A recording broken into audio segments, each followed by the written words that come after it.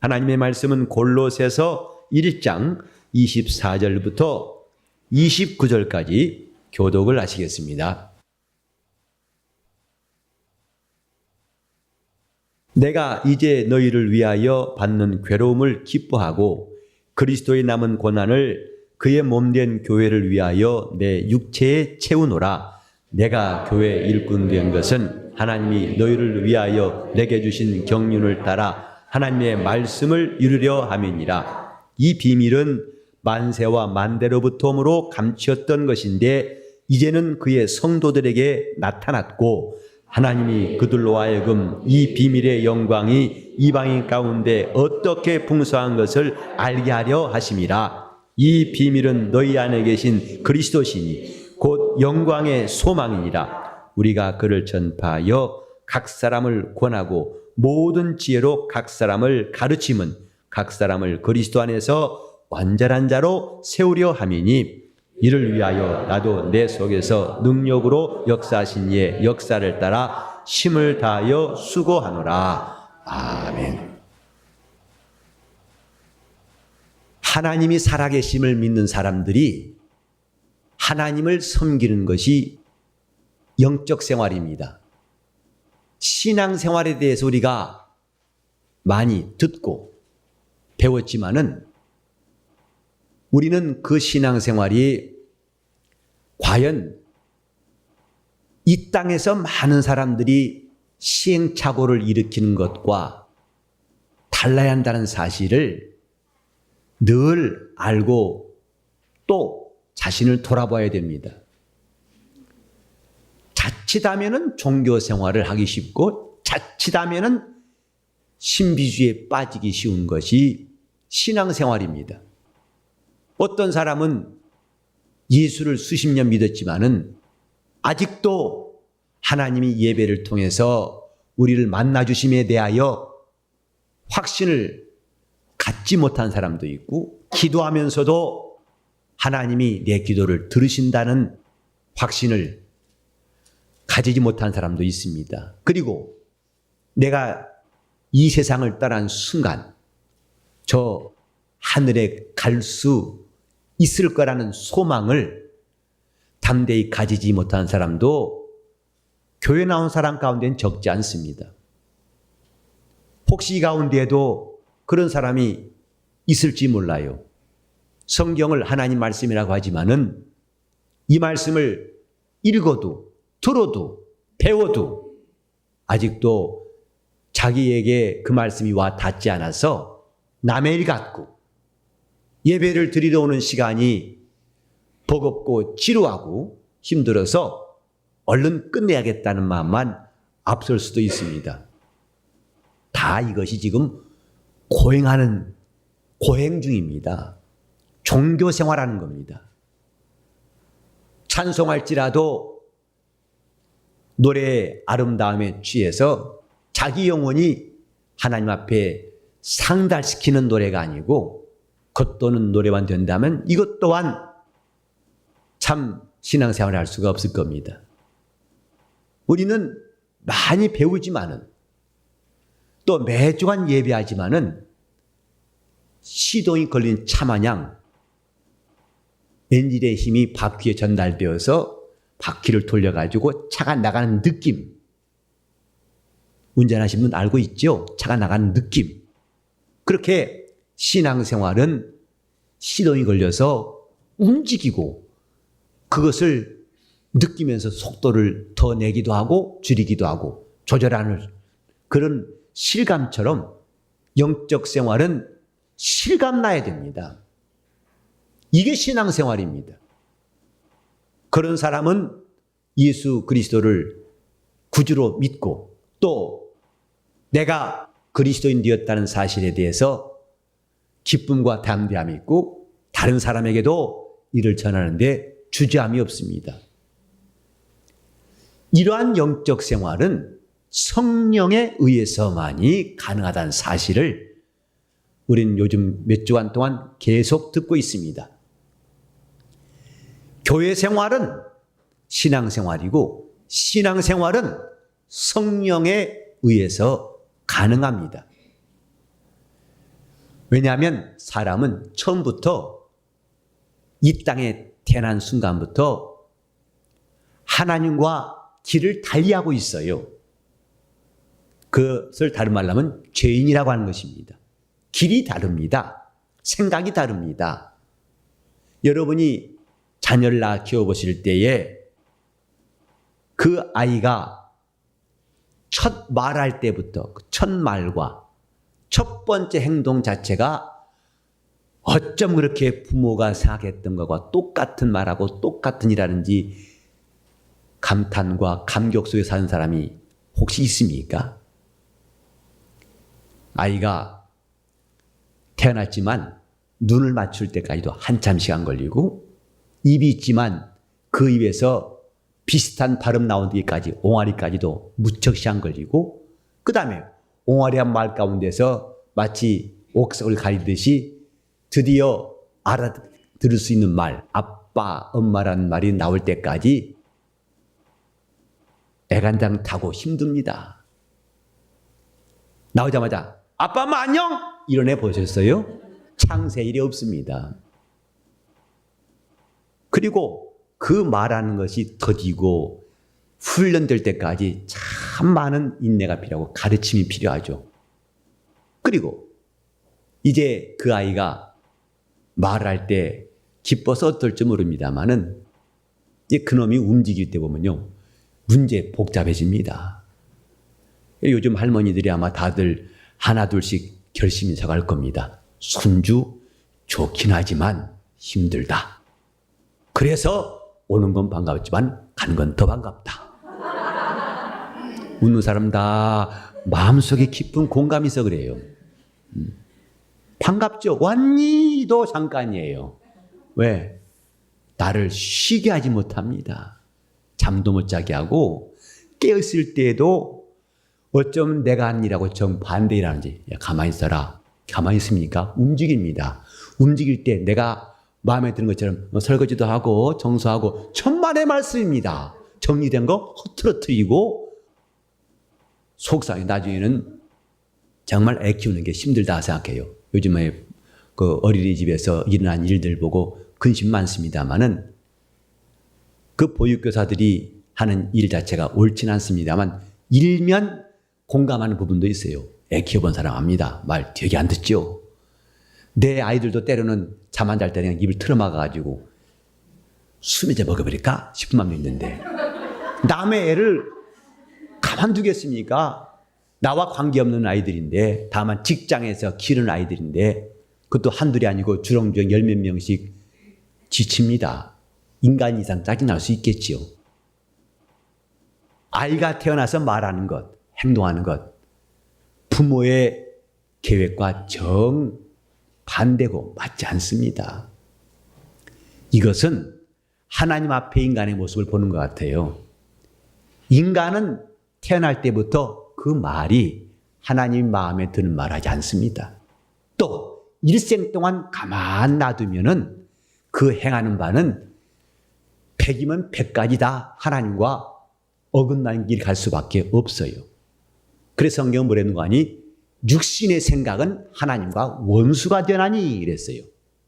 그리고 육신의 소욕은 성령을 거스르고 그랬습니다. 인간의 마음에서 나오는 모든 욕심은 어쩜 그렇게 100% 하나님과 반대가 되는지 신기할 지경입니다. 그 성경에 보면 의인은 없나니 하나도 없다고 이미 선언해버렸어요. 그런 인간이 하나님을 섬길 수 있다는 것이 가능하겠습니까? 그렇게 하나님과 근본적으로 길이 다른 사람들, 그들이 하나님을 섬긴다는 것이 과연 쉽겠습니까? 이사야 55장 8절 이하에 보면은 너희는 하나님을 만날 만한 때에 찾으라 했어요. 그 방법이 뭐냐? 악인은 그 길을 버리고, 그 생각을 버리고 하나님께로 돌아오라. 왜냐하면 나의 길은 너희 길과 다르고 나의 생각은 너희 생각과 다른데, 마치 하늘이 땅에서 높은 것처럼 내 생각은 높으며 그 길은 다르다 했습니다. 그래서 시편 1편 1절에도 복 있는 사람은 악인의 꾀를 쫓지 아니하고 죄인의 길에 서지 않는다. 오만한 자의 자리에 앉지 않는다 했습니다. 하나님을 섬기는 복 있는 사람은 악인과는 길이 다르다고 그랬어요. 이렇게 인간은 처음부터 이 조건 자체가 하나님의 뜻에 순종하기에는 영 불가능한 존재입니다. 그래서 이미 생각부터가 성경에 말씀하기를 악인은 그 마음에 이르기를 하나님이 없다 하느니라. 자연적인 인간 속에는 하나님에 대한 생각이 전무한 것이 현실입니다. 세상은 많은 가르침을, 학교도 많고 또 선생도 많습니다. 책도 많습니다. 가르치는 내용은 다 한결같이 하나님에 대해 가르치지 않습니다. 하나님이 없다고 할지고 그러니 내가 스스로 일어서라. 스스로 살아라. 이것이 이 땅의 교육이에요. 이런 환경에서 우리는 충분히 익숙해 왔는데 여러분이 일주일에 하루 교회 와가지고 예배 드릴 때 과연 그 예배가 하나님께서 원하신 대로 처음부터 제대로 길이 들었을 수 있겠는가? 사실 그건 바라는 것 자체가 무리일 줄 모릅니다. 그래서 주님은 우리에게 성령을 주셨어요. 믿는 자들도 그들이 예수를 구주로 고백한 사람일지라도 얼마든지 믿음에서 떠날 수 있다는 것을 아셨기 때문에 얼마든지 하나님 앞에서 불순종할 수 있음을 아셨기 때문에 믿는 자에 받을 성령을 말씀하신 겁니다. 나를 믿는 자는 그 배에서 생수의 강이 흘러날 것이다. 믿는 자에 받을 성령, 성령에 의해서 영적 생활이 가능한 사실을 우리는 확실히 알아야 됩니다. 그래서 하나님이 우리에게 믿음을 주시고 그 믿음을 견고케 하려고 준비하셨습니다. 베드로는 주님이 사랑하시는 제자입니다. 누가 봐도 주님을 가장 사랑하는 제자예요. 그 입에서 예수를 3번 부인할 거라고 누가 생각했겠습니까? 그러나 그건 똑똑히 예수를 잡아준 사람들도 들을 수 있을 만큼 베드로는 예수를 부인했어요. 부인할 때 그의 태도가 얼마나 단호했던지 맹세하면서 부인했더라 했어요. 맹세하면서 그래서 내가 예수를 모른다는 말을 흘러가는 말로 한 것이 아니라 두 눈을 똑똑히 뜨고 두 눈을 부릅뜨고 난 모른다. 그들에게 확신을 주려고 그들이 그 말을 믿게 하려고 베드로는 애매모호하게 말한 게 아니라 그는 나중에는 예수를 저주하면서 나를 모른다 하고 성경에 기록되었습니다. 이런 일이 가능하다는 사실을 성경은 말하고 있어요. 디모데 전서 4장 1절에 보니까 후일에 성령이 밝히 말씀하시기를 어떤 사람이 믿음에서 떠나 미혹해 하는 영과 귀신의 가르침을 쫓을 것이다. 이는 양심에 화인 맞아서 외식함으로 거짓말한 사람들이다 라고 이미 성경에 기록되었어요. 그런 사람이 있으리라 하시더니 과연 그 말씀대로 초대교회 이후로 수많은 사람들 주를 사랑해서 순교하기까지 주님을 따르는 사람도 많지만은 정말 어이가 없고 지가 찰 만큼 예수 그리스도에 대한 믿음을 버리고 타락한 일도 적지 않습니다. 이것이 인간의 모습이에요. 그래서 주님은 믿는 자는 성령을 받아야 한다. 이게 주님의 주장이에요. 성령 없이는 신앙생활이 불가능하다. 이게 주님의 판단입니다. 저와 여러분이 이 주님의 말씀을 빨리 받아들이는 게 유익합니다. 그 말씀에 내가 조금 더 버티고 견디는 것은 별로 유익함이 없어요. 아, 그렇습니까? 나도 그렇게 생각합니다. 하고 주님 말씀을 받아들이는 것이 훨씬 더 유익합니다. 다 같이 한번 영적 생활하는 거면 여러분들은 성령을 받음으로부터 이렇게 하세요. 영적 생활은 성령을 받음으로부터 비로소 영적 생활을 시작할 수 있습니다. 근데 성경에 하나님의 말씀이 기록되어 있고 성경은 하나님의 말씀이라고 우리는 이야기합니다. 하지만 우리가 쉽게 경험할 수 있는 게 뭐냐면은 하나님 말씀이라놓고 성경 말해보라면 창세기에서 아브라함 이야기하고 출애굽기에서 모세 이야기하고 엘리야 이야기하고 하나님 이야기가 아니라 금방 떠오르는 것은 모세나 아브라함이나 엘리야나 신앙의 인물들이 떠오릅니다. 하지만 성경을 조금 더 가까이 들여다보면 아브라함도 하나님이 없을 때에는 우상 숭배한 사람이었어요. 75년 동안. 그런데 하나님이 그를 부르시고 이끄시니까 그는 100년 동안 믿음의 사람으로 살았습니다. 모세도 80년 동안 방황하며 살았습니다. 40년 동안은 미디안 광야에서 양치는 목자로 방황하면서 정처 없이 오늘날 말하면 노숙자와 같이 살아왔다고요. 그러나 하나님 80세 때 그를 부르시니까 모세야 네 선 곳은 거룩한 곳이니 신발을 벗으라. 우리는 집에 있을 때 신발 신는 사람이 없어요. 신발을 벗을 때는 이제 모든 방황을 멈췄다는 뜻입니다. 그때부터 40년 동안 하나님은 모세를 사용하시고 참으로 훌륭한 신앙인으로 성경에 기록되어 있습니다.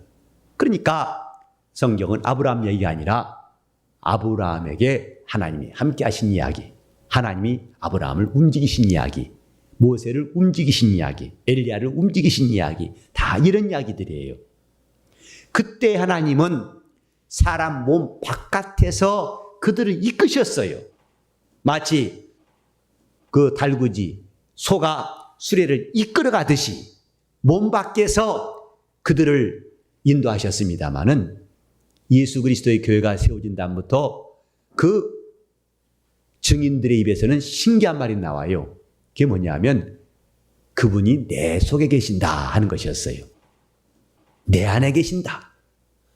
그래서 오늘 바울도 여기 본문에 보면 내 속에서 능력으로 역사하시니, 빌립보서 2장 13절에도 너희 안에서 행하시는 일은 하나님이시다. 곧 자기의 기쁘신 뜻을 따라 너에게 소원을 두고 행하신다고 말씀했습니다. 하나님의 사람들, 구약 때에는 그들이 몸 밖에서 그를 끌어가시는 하나님을 경험했지만은 이제 주님께서 성령을 받으라, 믿는 자는 성령을 받으리라 하신 다음부터는 그가 사람 속에서 역사하시는 것을 말하고 있습니다. 이것이 신기한 구약과 신약의 확실한 차이점이고 변화입니다.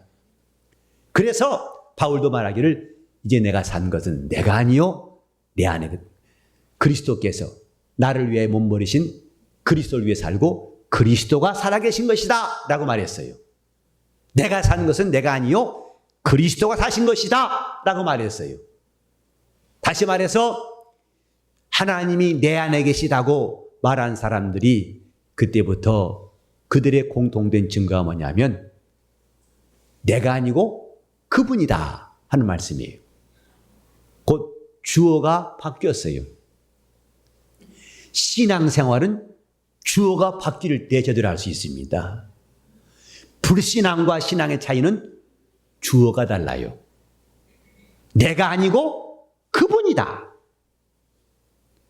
우리 지난주에도 말씀드렸지만은 말하는 이는 너희가 아니라 너희 속에서 말씀하시는 자 아버지의 성령이시니라. 그래서 믿는 사람들은 자기 말하지 아니하고 자기 속에서 말씀하신 이의 말하는 것을 매우 사모하고 그렇게 하려고 기도하고 힘쓰고 있습니다.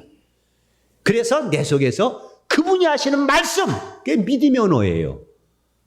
우리는 믿는 자라면 우리 속에서 말씀하신 분의 말이 나오는 것이 정상입니다. 그래서 예수 믿고 난 다음부터는 상스러운 말을 쓰지 않습니다. 저 불신자들이 막 쓰는 말을 쓰지 않습니다. 왜? 그분이 하시는 말씀이 나오기 위해서, 그분의 말씀을 위하여 준비된 언어가 되기 위해서 신자들은 이런 날도 일요일 그러지 않고 주일을 그럽니다. 주의 날, 이건 세상에서 들어볼 수 없어요. 그 한때는요, 그 주일이란 말을 방송에 하니까 고소가 됐어요. 종교색이 짙다고. 그 말이 맞는 말일 수 있어요. 왜냐하면 그들한테는 보편적인 말이 아닙니다. 세상은 주일이란 말을 쓰지 않습니다. 이건 기독교회에서만 쓰는 말이에요. 벌써 주어가 바뀌니까 그 다음부터 언어가 성별되는 겁니다. 하나님이 사용하시는 말씀이 나오게 되고, 성령 충만한 베드로의 증거, 우리 지난주에 읽었죠? 그 공회에서 대제사장, 장로 그러면 오늘날 헌법재판소의 재판관 같이, 대법원의 대법관 같이 당시에 신앙의 최고의 권위자들입니다. 그들 앞에서는 웬만한 사람 말이 안 나와요. 그런데 베드로가 얼마나 담대히 말합니까? 너희가 죽인 예수를 하나님이 살리셨다. 우린 이 일의 증인이다. 그리고 그 말을 닥치라 하니까 우리가 하나님 앞에서 너희 말 듣는 게 옳으냐? 하나님 말씀을 듣는 게 옳으냐? 너희가 판단하라. 이렇게 기탄 없이 말하면서 천하인간에게 구원 얻을 다른 이름을 주신 적이 없도다. 이때의 기가 막힌 사람들은 바리새인들이었어요. 장로들이었어요. 대제사장들이었어요. 제가 배운 것도 없는데 저렇게 담대한 말을 어떻게 할 수 있단 말인가? 그것은 성령께서 베드로 속에서 역사하시는 말씀이라는 것을 우리는 잘 알 수가 있습니다. 사람 말은 능력이 없지만은 하나님 말씀은 능력이 있습니다. 그래서 귀신도 떨고 나간다고 성경에 기록되어 있어요. 우리는 이렇게 내가 아니고 그분이란 사실을 날마다 실감하는 영적 생활을 사모하고 사모해야 됩니다. 이것이 신앙생활이에요. 내가 아니다. 우린 이곳에 온 것도 내가 워낙 성실한 사람이니까 나는 주일 예배 빠진 적이 없어. 그래 내가 오늘도 내 열심으로 온 거야. 내가가 아니라 이곳에 오게 하신 분이 계심을 우리는 알 때에 나로 예배케 하신 분이 계시고 나로 기도하게 하신 분이 계시고 나로 은혜를 사모하고 나로 회개케 하신 분이 계심을 알 때에 여러분은 비로소 영적 사람이 된 것입니다.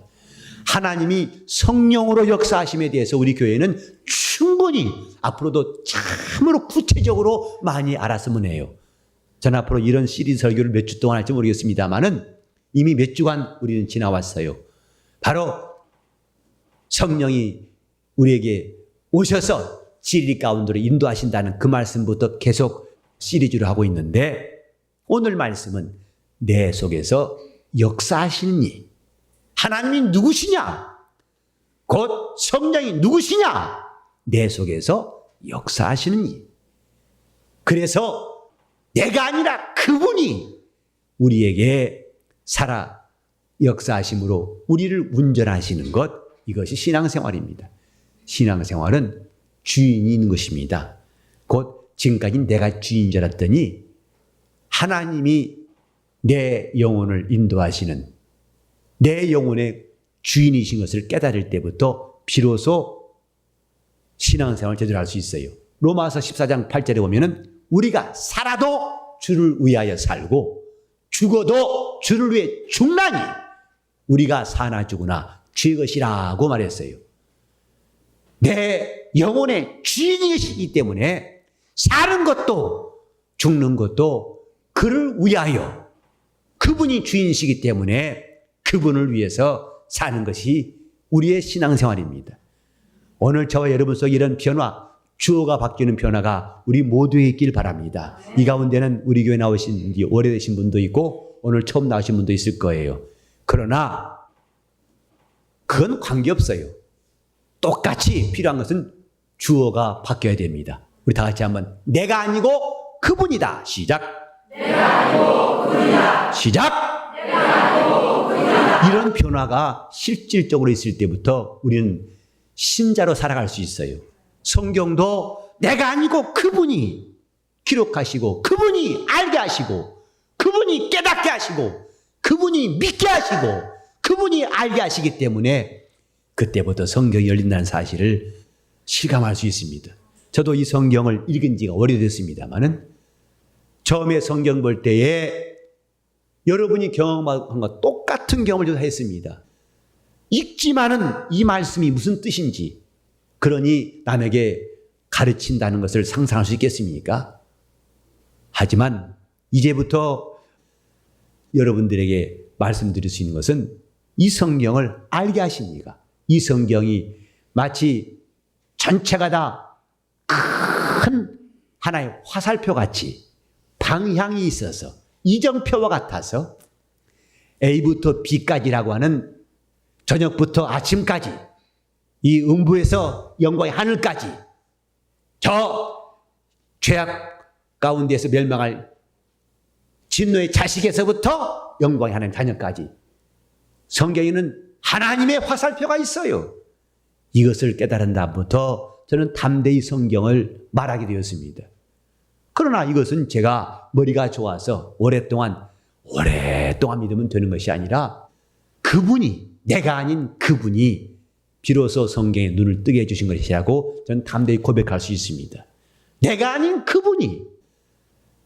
오늘 저와 여러분은 누구나 다 예수를 믿은 다음 신자라면 더 잘 믿길 바랄 겁니다. 또 주님께 칭찬받기를 바랄 것이고, 우리는 마침내 이 땅을 떠난 순간에 주님 계신 곳에 다 가기를 원할 것입니다.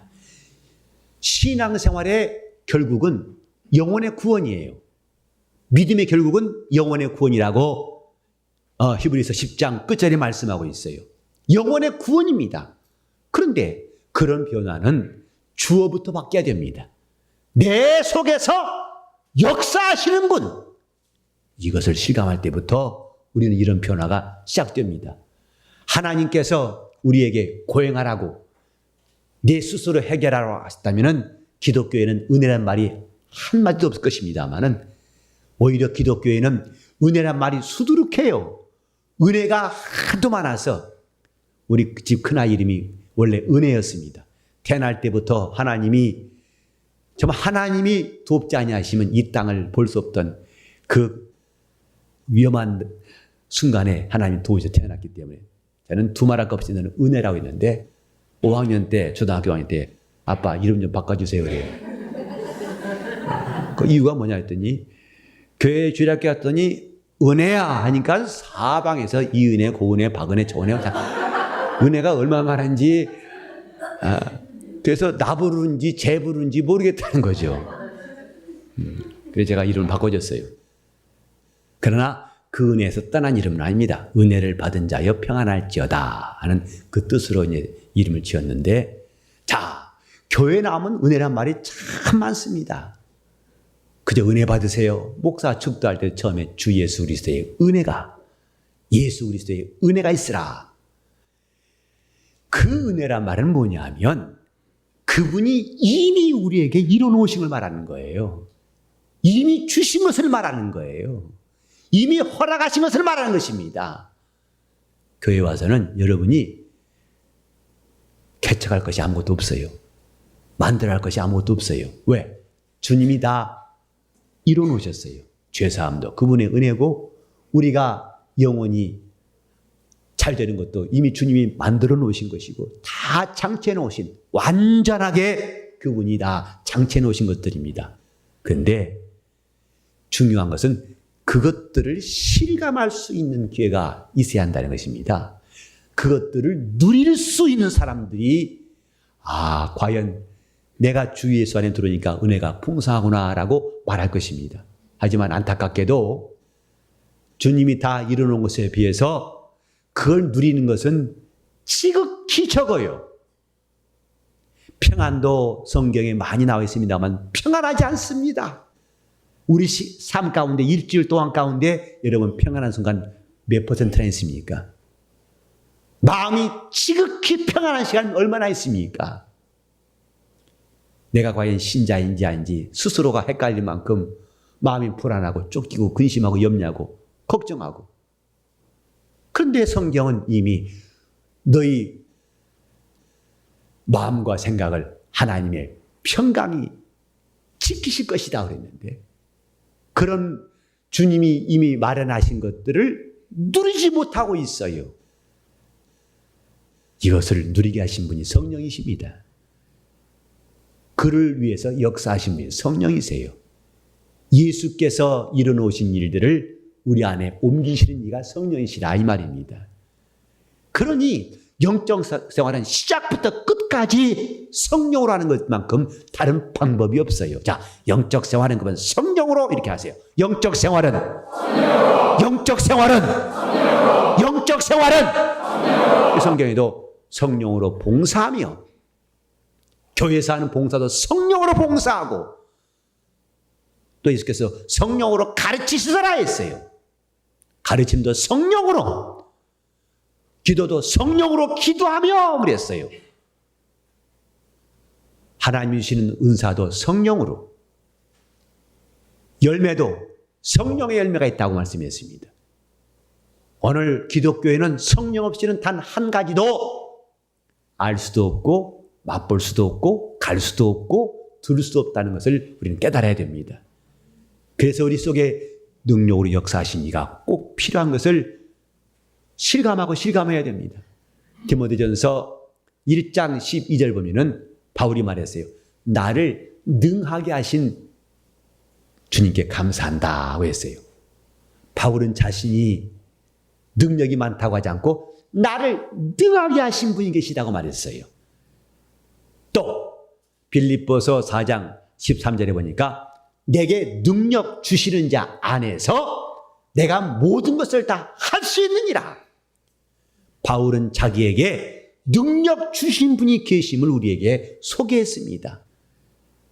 우리는 능력 없다는 사실을 시인하고 동시에 우리는 그분이 능력 주심을 경험할 수 있도록 해야 됩니다. 그것이 정상적, 내가 무능하다고 아무리 시인해봤자 그건 아무 소용없어요. 그런 말은 이제 그만해도 됩니다. 그렇다면 이제는 그분이 능력 주시는 분임을 알았고 그래서 그분이 내게 능력 주시기를 사모해야 할 터인데 그가 누구시냐? 내 속에서 능력으로 역사하시는 분. 내 속에서 능력으로 역사하시는 분. 자, 우리 한번 바울처럼 우리도 고백해 봅시다. 내게 능력 주시는 자 안에서 내게 능력 주시는 자 안에서 또 나를 능하게 하신 주님께 감사하노라. 이런 고백이 이제부터 우리 삶 속에 풍성하게 될 수 있기를 예수 이름으로 축원합니다. 이건 그분이 내 속에서 역사하시기 때문에 얼마든지 가능한 거예요. 성령의 도심으로 신앙생활하는 우리 모두가 될 수 있길 바랍니다. 이것이 우리 교회의 모습이 되어야 한다고요. 성령의 힘으로 성령의 역사하심을 따라. 그러면 이렇게 내 속에서 그분이 역사하시게 하려면 어떻게 해야 될 것인가? 이 본문 다시 한번 29절 보시면 마지막 절에 이를 위하여 나도 내 속에서 능력으로 역사하시는 이의 역사를 따라 했어요. 첫 번째로 우리는 그분을 따라하는 것이 중요합니다. 어떻게 하면 나는 그분을 따라서 할 것인가?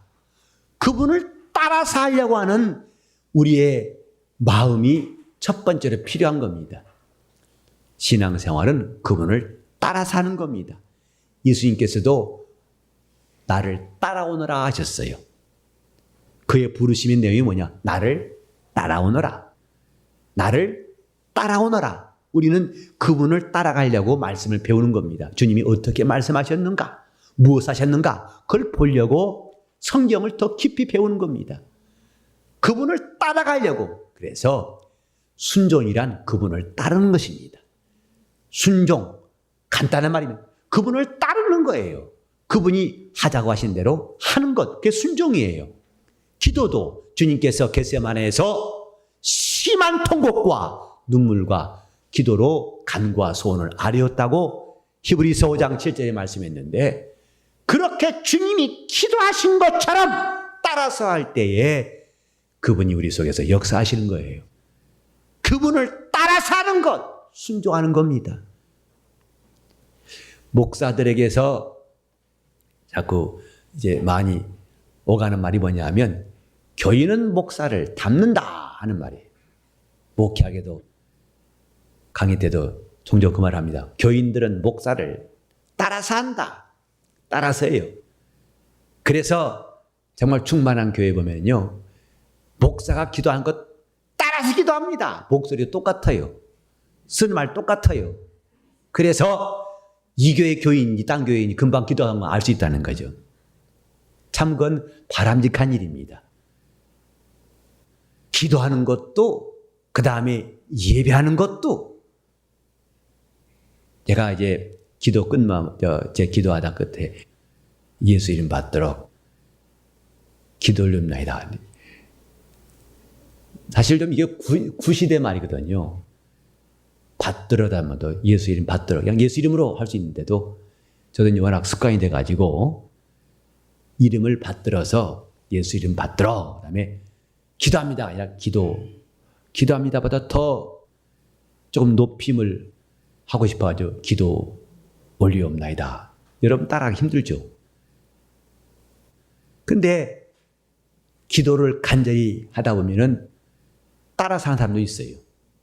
왜? 내 기도를 하나님이 받으시기를 사모하여서 기도하는 것으로 끝난 게 아니라 내 기도를 받으시옵소서 하는 간절한 마음을 또 사모한 사람들은 따라할 수도 있다 이 말이죠.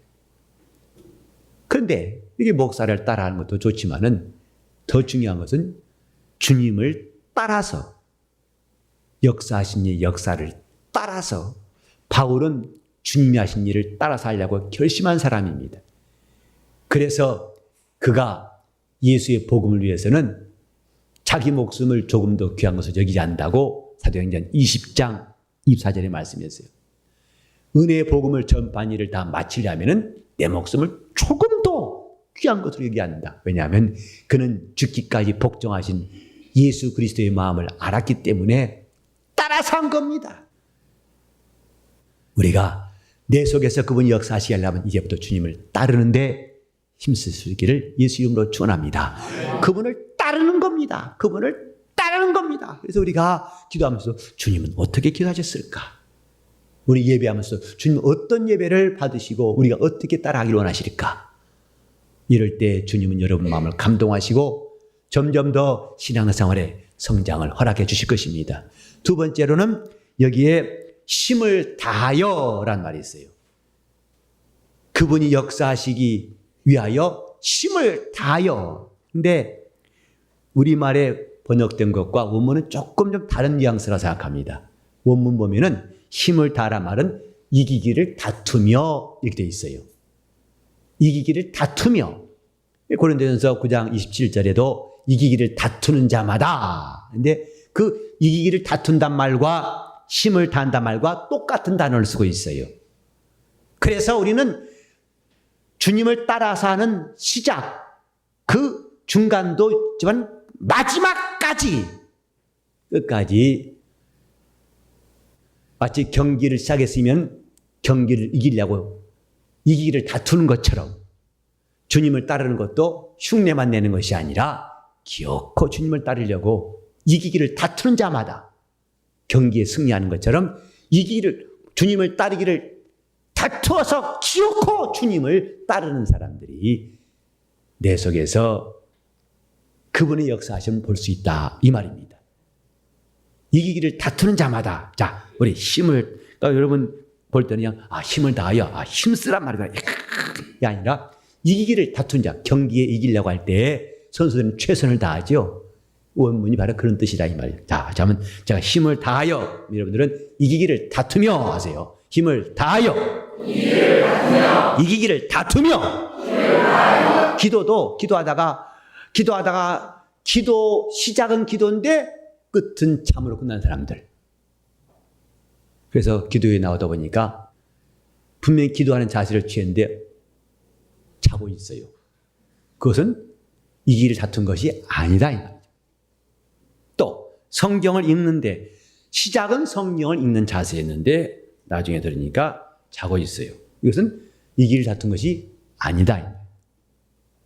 제가 한 번은 새신자가 왔길래 그 사람이 성경책이 없어가지고 이제 읽을 때 같이 읽었어요. 이렇게 자 읽고 나서 다 읽었는데도 이걸 못 내리겠어요.